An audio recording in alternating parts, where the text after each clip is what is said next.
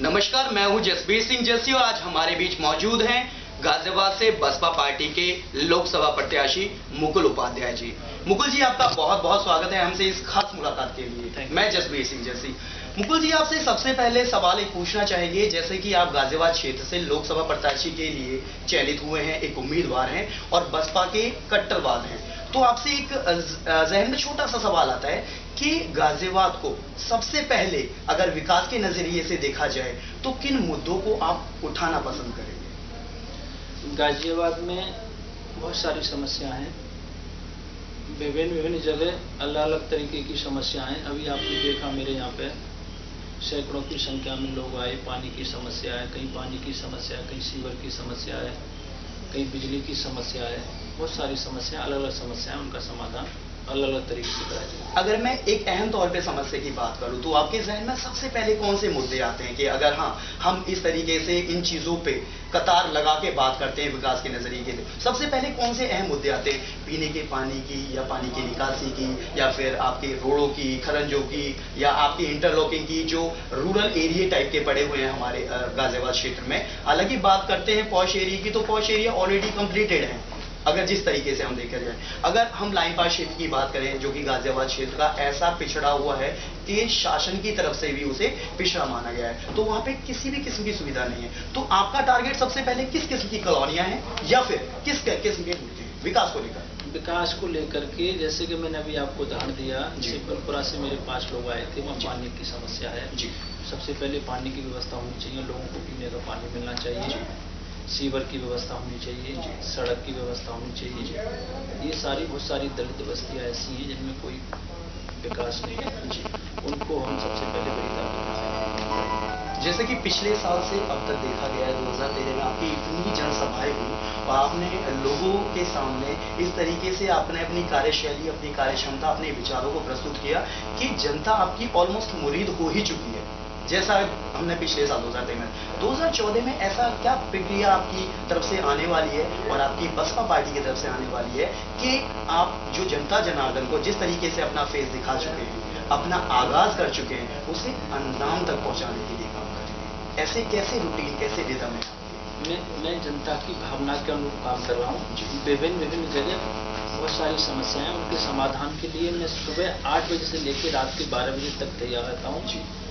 और मुझे बड़ी खुशी है, जनता मेरे ऊपर विश्वास जताती है और जो समस्या लेके आती है मैं उनको नगर निगम के माध्यम से, अधिकारियों के माध्यम से उनको सॉल्व कराने का पूरा प्रयास करता हूँ।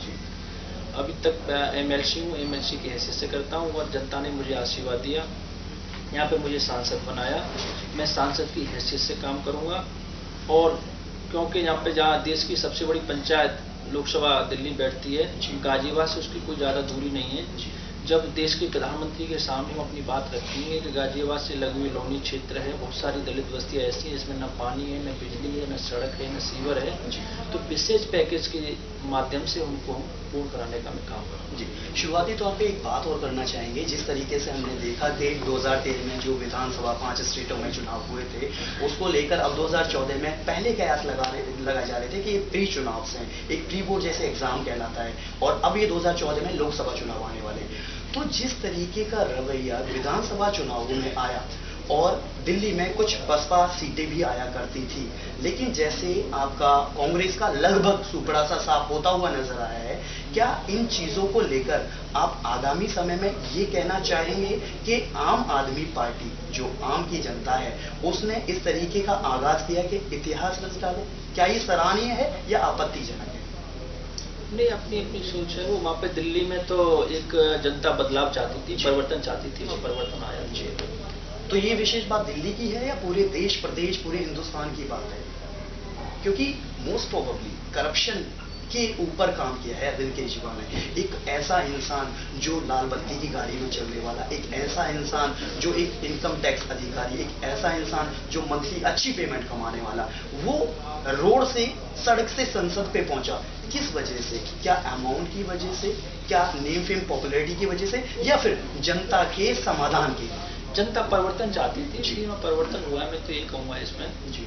जैसे कि गाजियाबाद में ही श्री राजनाथ सिंह को जिताने का काम गाजियाबाद की जनता ने 2009 में किया। बिल्कुल इस आशा उम्मीद के साथ में किया था कि श्री राजनाथ सिंह जी बीजेपी के राष्ट्रीय अध्यक्ष हैं, पूर्व मुख्यमंत्री जी हैं, बड़े नेता हैं। एग्जैक्टली। हमारे गाजियाबाद का विकास करेंगे, सड़कें बनवाएंगे, सीवर की व्यवस्था, पानी की व्यवस्था और जनता के हित में काम करेंगे, परंतु वो जनता की कसौटी पर खड़े नहीं उतरे, इसलिए जनता गाजियाबाद में भी परिवर्तन चाहती है।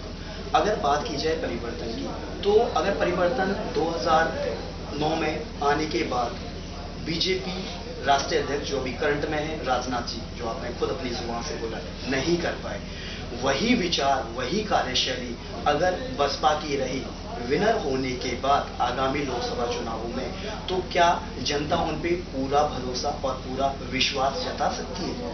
बीएसपी के लोग निष्ठा ईमानदारी से काम करते हैं। बहुजन समाज पार्टी के लोगों की कथनी और करनी में अंतर नहीं रहता। हम जो कहते हैं वो करते हैं।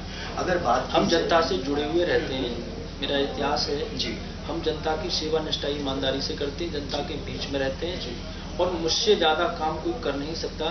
मैं सुबह 8 बजे से लेकर रात के 12 बजे तक रोज काम करता हूँ। आपने अभी देखा मेरे यहाँ कभी भी आ जाना, मैं इसी तरीके से घिरा रहता हूँ जनता के बीच में। बिल्कुल मुकुल जी, वैसा देखा भी गया है। हमारी मीडिया, शासन प्रशासन और जो आम जनता जिसकी आप बात कर रहे हैं, बार बार जिक्र कर रहे हैं, उनका जनता बहुत तेज है, झूठ ज्यादा नहीं चलता है, झूठ एक बार चलता है, 2 बार 3 बार झूठ नहीं चलता। जाहिर सी बात है, अगर लंबी रेस का घोड़ा बनना है तो आपको जनता के समक्ष उस तरीके से पेश होना होगा जो आपका एक सही चेहरा है। खैर, अगर बात करें लोकसभा चुनावों की, तो आगामी चुनाव में जो हमारे 80 सीटों का है हमारा स्टेट यूपी उत्तर प्रदेश, तो हमारी बसपा की अगर अहम तरीके से बात करें, तकरीबन क्या उम्मीद है कि कितनी सीटें आ पाएंगी? बहुजन समाज पार्टी उत्तर प्रदेश में नंबर 1 की पार्टी बनेगी। तो अंदाजन अगर आशा की बात की जाए, तकरीबन 40 सीटें, 50 सीटें, 70 सीटें, कितनी? 50 सीट के आसपास आएंगी। 100% जैसा नंबर 1 की पार्टी आएगी, क्योंकि आज जी समाजवादी पार्टी के शासन से सब परेशान है। कानून नाम की कोई चीज नहीं है। आज आदरणीय बहन कुमारी मायावती जी के शासन को हर व्यक्ति याद कर रहा है, जन जन याद कर रहा है, और ये कह रहे हैं कि जल्दी से जल्दी बहन कुमारी मायावती जी का शासन आना चाहिए। सब लोग तारीफ कर रहे हैं बहन कुमारी मायावती जी के शासन। जनता जनार्दन की तरफ से भी ये बातें आई और मौजूदा एमएलए हमारे सुरेश बंसल जी जो हैं गाजियाबाद विधायक, उनकी तरफ से भी आपकी बड़ी तारीफें सुनने को मिली हैं।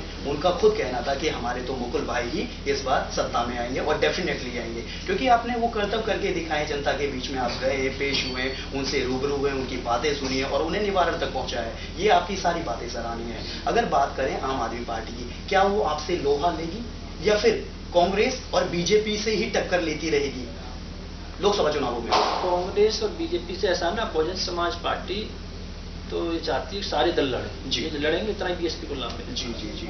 अगर जाते जाते अंतिम सवाल है आपसे कि जनता जिस तरीके से 2000 को कूद के जितनी भी परेशानी उसने देखी, जेली, भुगती, जो भी है, गाजियाबाद में अहम तरीके से कितने समय से सत्ताएं चलती हैं, पॉलिटिकल बीट्स पे काम होते हैं, जो राजनीतिक लोग हैं, पॉलिटिकल आदमी, वो काम करते हैं, लेकिन फिर भी उनका कोई निवारण नहीं हो पाया। क्षेत्र आपका विजयनगर ले लो, क्षेत्र आपका प्रताप विहार ले लो, क्षेत्र आपका माता कॉलोनी, राहुल विहार, ये इधर की जो भी कंडीशन वाले क्षेत्र हैं, आपने खुद अपनी जहन से बोला कि हिंडन पार्क की बात अगर करें तो आपका ना तो वहाँ पे किसी भी तरीके की सुविधा है इंटरलॉकिंग की बहुत अच्छे से, सबसे अहम जो पानी की निकासी की तो सुविधा है ही नहीं। दूसरी अहम परेशानी है पानी पीने की, जो पानी के लिए जो भी नगर निगम की तरफ से जो वहाँ पे पाइपलाइन गई हुई है, उनमें भी टूटा हुआ पाइपलाइन पड़ी हुई होती है, कीड़ों समेत पानी आता है, गंदा पानी आता है। अगर पानी की वहाँ निकासी ही नहीं होगी तो ऑटोमेटिक रोड और नालियाँ तो वैसे ही खराब होंगी।